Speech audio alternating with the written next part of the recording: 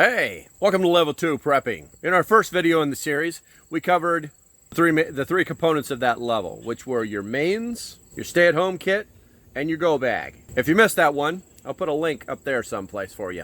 Before we get into Level 2 preparedness, I'd like to take the opportunity to thank all the subscribers that we picked up this month, over 300. And if you're watching for the first time, do me a favor, hit that subscribe button down there. You might like what we're actually doing here. Okay, so let's get into it. So Level 2 preparedness is more than just timesing everything by 4. What we need to do is we need to take it up a notch. We need to level up a little bit here. So here's how we're going to plus up the whole thing. Now, there are all sorts of events that are going to disrupt our supply chain, that are going to break the supply chain and cause general hate and discontent in the world that we're going to need to be prepared for. There are lots of examples for this. Extended power down, extended grid down situations, roads being taken out by bad weather, economic collapse. There's all sorts of them, but in general, this level of preparedness is going to prepare you for isolation from the world for up to 30 days. You know, when the supply trucks don't move and the gas is $5 a gallon or more and the delivery trucks can't get to your house, you're going to need to be ready. So here's what we're going to do. The first thing we're going to talk about is a generator. You're going to need a generator. And here's why. At some point, for 30 days, you're going to need some power. Now, it can be a gas generator. It can be a solar electric generator. Yeah, I'll put one there for you. The reality is that you're going to need a generator that's proportional to your particular needs. How often do you think that you're going to need to run it? When are you going to run it? And how much fuel will you need? Yeah, you're going to need to buy gas for that generator too. If it's a solar generator and you live in a spot like I do, I'm just a hole in the forest. And so my solar generation is not going to be very much. I actually need a place to go set it up. I guess what you really need to think about is, do you need to power your entire house or just run a CPAP machine or recharge your phones? Only you'll know that. Now, tactical tip. Generators, gas generators, make noise. So be aware of that depending on where you live. One of the ways that you can get rid of that noise is dig a hole in the ground. Yes, if you dig a hole in the ground that is probably twice as deep as the size of the generator, the sound won't go everywhere. And then you can actually cover it up a little bit, but that's for a different video. But anyway, so tactical tip. When you turn a generator on, they can hear you. Think about that before you do it. The next thing we're going to need to talk about is protection. And when I say protection, I mean home protection, self-defense, protecting your family. At some point, you're going to need a defensive weapon. God forbid you ever need to be an offensive weapon. As an event goes on, people will start to panic. Normally it's after about 3 days, but you know, I mean, if you're into a week of an event, people might start to really freak out if they can't do the things that they would normally do. At this point, you're going to need to be able to defend yourself, your family, your property, your preps. You're going to need to be able to defend some stuff. And at that point, you're going to need defensive weapons. You're going to need a firearm. And now I'm not saying go out and buy a massive bullet launcher. All I'm saying is buy a firearm and get training that is proportionate to your skills and requirements. I guess the real question is why isn't that part of the level 1 kit?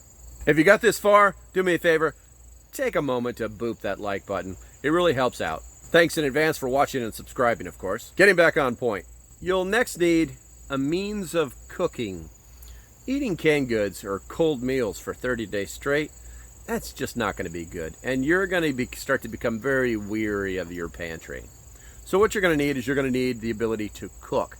I recommend a camp stove. You can get the ones that run on that, and you can also get an adapter so that that can run on it. This is the quietest way of cooking. And here's the funny thing. You can actually take this stove and put it on top of your countertop during an emergency. I've done it 100 times. All you got to do is open a window so it's well ventilated. You're meant to cook in that spot anyway. Obviously, don't forget the fuel. A lot of people go buy lots of stuffs, they stuff them in the corner, and then they forget that these things run on gas. Or I'll just use my grill, and it's the end of the season, and oh, by the way, you haven't refilled that propane tank all year long. So think about the fuel that you'll need. Think about how long the tanks will last. Think about how often you plan on cooking. Now, the easiest way to find this out is just put the damn thing on your countertop. Start cooking with it. See how long that tank actually lasts. If you're just using one of those little green propanes tanks, then you're going to find out very quickly how long that thing lasts. Figure it out and then do the math. Next, you'll need the ability to collect and store water. We talked briefly about it in prepping level 1, but this is going to change just a little bit because now we're talking about gathering. As usual, the simple water rules are 1 gallon per person per day. It's that easy. If you're a nuclear family, that's 120 gallons. Where am I going to store that? Think about it. Think about mobility as well. Don't want to put all your eggs in one basket and buy a couple of 55-gallon drums? No, because you can't put that in the back of your car. Easily, anyway. So think about that. You're going to need to mix it up just a little bit. Obviously, you're going to also need the ability to treat that amount of water. Go to OSHA, figure it out, go to the emergency checklist. I think it's 8 drops of chlorine per gallon. Also, you might want to take a look at life straws or purifying tablets for on the go, maybe in your go bag. So now we're starting to build towards a bug out bag. But the general idea is that you don't necessarily need the ability to carry water. Obviously, you'd want to carry some water, but what I'm saying is that you'd want the ability to drink water on the fly using a life straw, purifying water with tablets or iodine, so on and so forth. Now, back to the big water. My advice is to either flat out buy a Berkey or to build a Berkey. It's much cheaper, it works exactly the same, and there's oodles of videos on the internet on how to do it. But water is key to survival. All right, lastly, a subject no one ever talks about: sanitation. And I'm not talking about handy wipes on your little cheekies. I'm talking about where you're gonna poop and how you're gonna get rid of it. Sanitation is going to become tricky. You're going to need to stay clean, and you're going to want to maintain good health. You're either going to need to buy 30 days worth of soap, or you're going to need to learn how to make it. Also, disinfectants. You're going to need to have some of that too. Now, sanitation includes human waste, unfortunately. If the water in your house stops running, then your toilet will still work, but how much water are you going to be pouring into the back of that toilet to make it flush? You need to think about that too, because that goes into your water preps. And you clearly don't want to be putting drinking water down your toilet. You might want to think about gray water, but in the end, that gray water might need to go someplace else other than being used just to flush a toilet. Fun fact, toilets normally use about 1 gallon of water. So every time you flush, that's the amount of water that you'll need to survive every day. So what have we learned? The events that we've covered in the first 2 levels, they're happening more and more. So we definitely need to be prepared for them. The best thing you can do is prepare for them and learn from the experience to improve your preparation plan. Okay, so if you like what I just talked about, do me a favor, boop that like button.